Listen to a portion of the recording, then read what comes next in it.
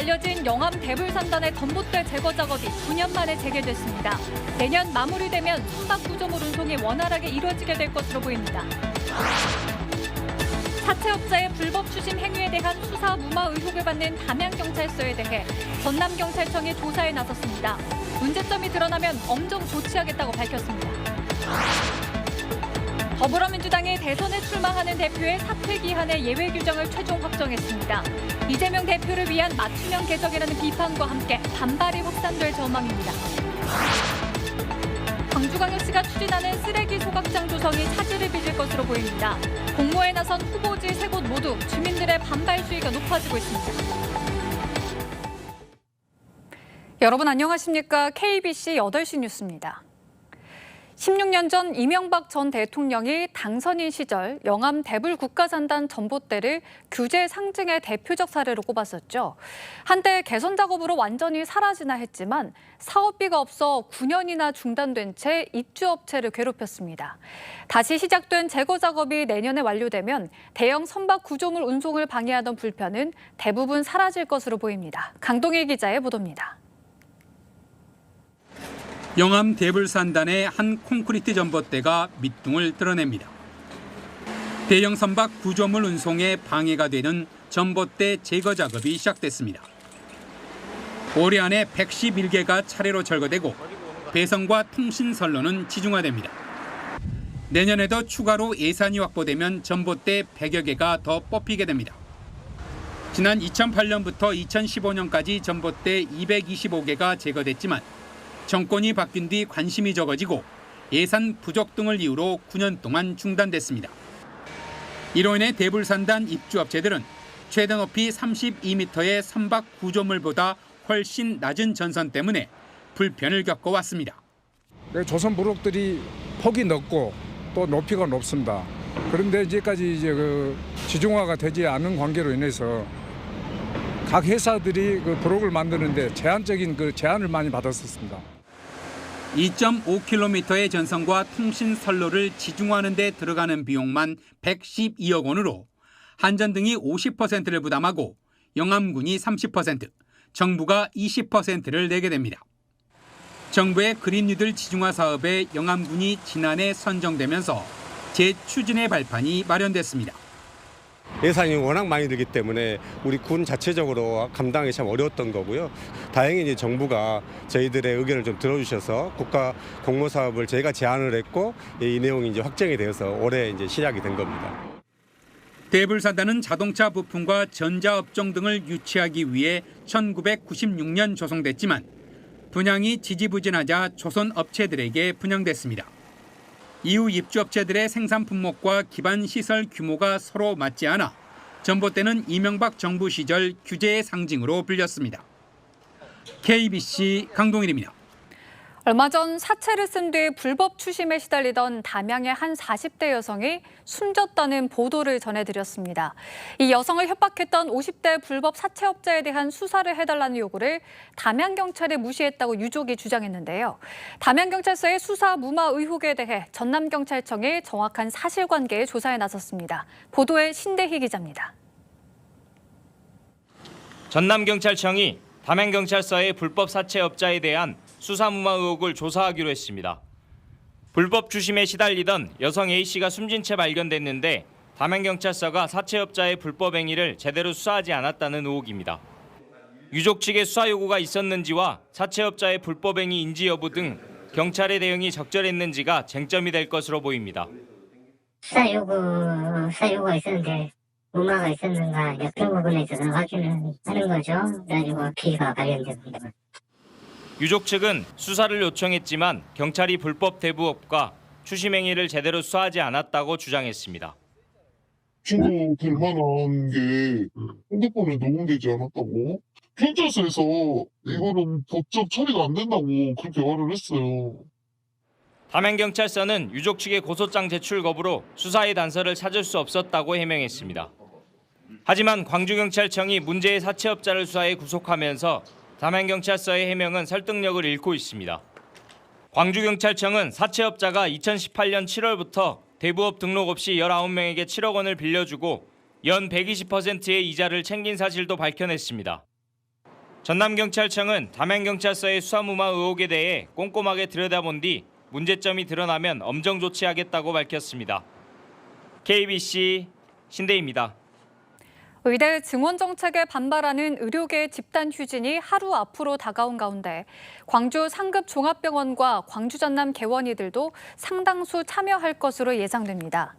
전남대병원 전체 교수의 30%가량이 오는 18일 진료 중단에 동참하고 조선대병원은 진료과 3곳이 휴진할 것으로 잠정 파악됐습니다. 광주 지역 의원급 병원 1,053곳 중 124곳, 전남 지역 의원급 병원 966곳 중 137곳도 휴진할 것을 관할 지자체에 신고했습니다. 광주시와 전남도는 지역 보건소와 협력해 휴진 병원을 안내하고 전체 병원의 업무 개시 명령을 내릴 계획입니다. 광주시역 시민사회가 대한의사협회의 집단 진료 거부 행동을 철회하라고 촉구했습니다. 광주 신계 시민사회단체는 오늘 의사들의 집단 진료 거부 방침에 대한 긴급 성명을 내고 국민적 지지도와 명분도 취약한 집단 휴진을 철회하고 환자 곁을 지켜야 한다고 강조했습니다. 또 국민의 생명을 담보로 한 집단 이기주의적인 의료 파업의 길이 아니라 히포크라테스 선서에 담긴 숭고한 정신으로 국민과 함께 올바른 의료개혁의 길로 나서야 한다고 요구했습니다. 더불어민주당이 중앙위원회를 열어 대선에 출마하는 대표의 사퇴 기한의 예외 규정을 포함하는 당헌 개정을 최종 확정했습니다. 이재명 대표를 위한 맞춤형 개정이란 비판이 여전한 가운데 일반적인 당 운영에 대한 반발도 이어질 전망입니다. 이형계 기자입니다. 민주당이 당대표와 대권 후보를 분리하는 조항에 예외 규정을 두는 당헌 개정을 최종 확정했습니다. 지금은 대선 1년 전 당대표직을 사퇴해야 하지만 앞으로는 당무위 의결로 사퇴 시한을 변경할 수 있습니다. 이에 따라 이재명 대표가 2026년 지방선거 공천까지 행사하고 대선에 출마할 것이란 분석이 나오고 있습니다. 부정부패로 기소되면 당직을 정지한다는 조항과 당의 귀책 사유로 재보궐선거가 발생할 경우 공천을 하지 않는다는 조항은 폐지됐습니다. 논란을 의식한 듯 이 대표는 결론이 나면 그대로 따르자고 강조했습니다.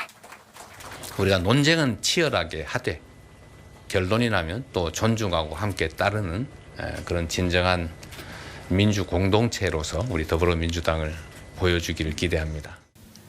반발은 여전합니다. 민주당 소속 김동연 경기도지사는 공개적으로 이번 당헌 당규 개정에 대해 이의를 제기하기도 했습니다. 당내 친명그룹에서도 이 대표를 위한 당헌 개정이라는 오해를 살 수 있다며 비판에 나서고 있습니다.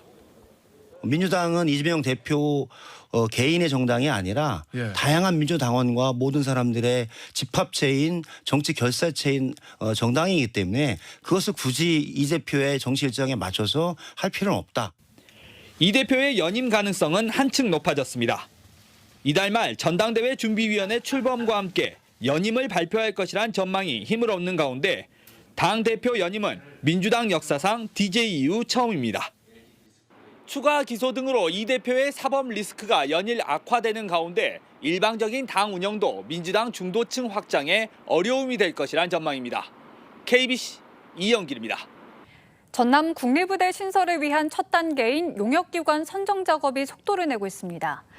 전라남도가 조달청 나라장터를 통해 진행한 전남 국립의대와 대학병원 신설 정부 추천을 위한 용역 긴급 입찰 결과 세계적인 경영 컨설팅 회사인 A사가 1순위, 국내 모 컨설팅 회사가 2순위로 선정됐습니다. 도는 이달 안으로 가격 협상을 거쳐 본계약을 체결할 예정이며 오는 7월 중으로 정부 추천을 위한 본격적인 대학 공모에 나설 예정입니다. 최종 선정된 용역기관은 늦어도 10월 말까지 정부 추천 대학을 선정하게 됩니다. 광주광역시가 추진하는 쓰레기 소각장 조성이 차질을 빚을 것으로 보입니다.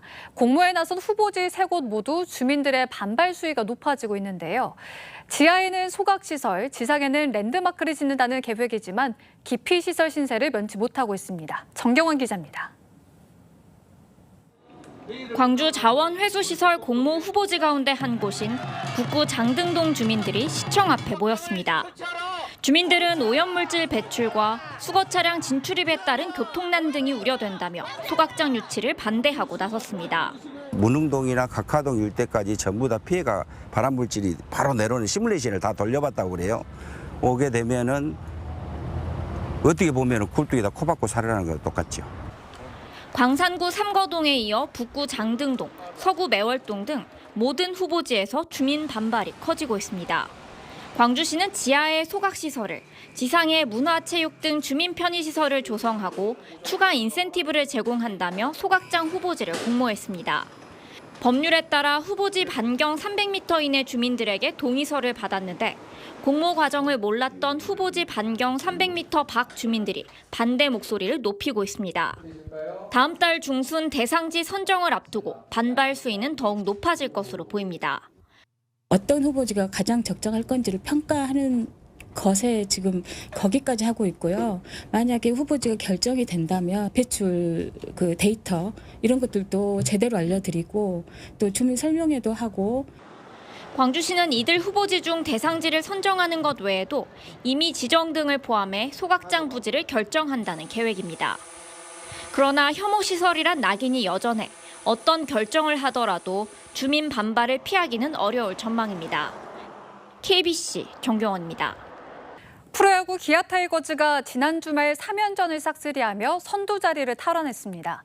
기아는 이번 주 1위를 두고 각축전을 벌이고 있는 2위 LG 트윈스와 맞대결을 펼칠 예정입니다. 고을희 기자입니다. 리그 선두 자리를 되찾은 기아가 주말 3연전을 모두 승리로 장식하며 2위 LG와 게임차를 1.5게임 차로 벌렸습니다.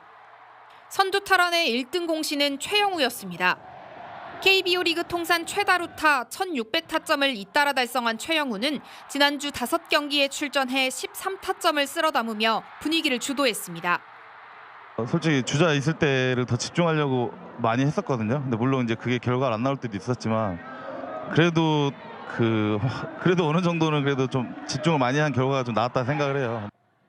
마운드에서는 알드레드를 시작으로 윤영철, 황동화로 이어지는 선발진이 호투를 펼치며 팀의 승리를 이끌었습니다. 특히 대체 선발에서 진짜 선발로 거듭난 황동화가 공격적인 피칭으로 선발 공백 걱정을 메웠습니다. 좀 자신 있는 모습이랑 좀 템포 빠르게 하는 거 다시 살려보자 해가지고 그걸 좀 다시 연습해가지고 올라왔던 것 같습니다. 야수의 집중도 또 좀 높아지면서 저도 집중도 되면서. 이번 타자로 타순이 조정된 소크라테스가 살아나고 있어 부진의 늪에 빠진 나성범의 회복 여부가 1위 수성의 관건이 될 것으로 보입니다. 기아는 이번 주 LG와 하나를 차례로 불러 홈 6연전을 치를 예정입니다. KBC 고울입니다. 경찰의 테이저건을 맞고 검거돼 조사 중 숨진 50대 남성의 돌연사 원인에 대해 급성 심장사가 우선 고려된다는 국과수의 분석 결과가 나왔습니다. 광주 북부경찰서는 지난 4월 23일 광주 북구 양산동의 한 아파트에서 테이저건을 맞고 검거돼 경찰서로 호송된 뒤 쓰러져 숨진 50대 A씨에 대해 국과수로부터 외부 자극에 따른 급성 심장사가 우선 고려된다는 소견서를 받았습니다. 경찰은 A씨의 사망 사건을 내사 종결 처리했고 출동 경찰관의 현장 대응에는 문제가 없는 것으로 보고 징계하지 않기로 했습니다. 음주운전을 하다 2차례나 교통사고를 낸 경찰관의 징계가 해임에서 강등으로 감경됐습니다. 광주 서부경찰서에 따르면 인사혁신처는 최근 A경위가 낸 징계 소청에 대해 심사위원회를 열고 해임 징계 처분을 강등으로 감경했습니다. A경위는 지난 3월 음주운전을 하다 광주 금호동의 한 도로에서 가드레일을 들이받았고 봉선동에서 또다시 교통사고를 내 해임 처분을 받았습니다. 광주경찰청이 제22대 국회의원 선거 공직선거법 위반 사건 63건 중 12건을 기소 의견으로 검찰에 넘겼습니다.